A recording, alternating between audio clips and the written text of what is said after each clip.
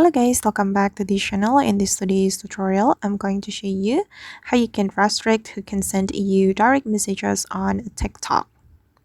Okay, let's get started. First of all, I'm going to open my TikTok application on my mobile phone and we're going to go to the TikTok setting.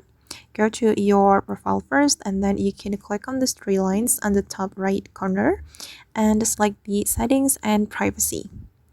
Okay, and here you have to go to the privacy and we can scroll down until we find the direct messages. Then here you will be able to choose who can send you messages on TikTok. You can select this option and then you can choose who can send you messages right here.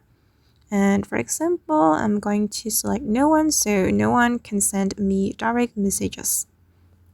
Okay. Alright guys, then that's all the way to restrict who can send you direct messages on TikTok. I hope this tutorial will be useful for you. Thank you so much for watching. And if you found this tutorial useful, don't forget to like, comment, share, and also subscribe to the channel. Bye!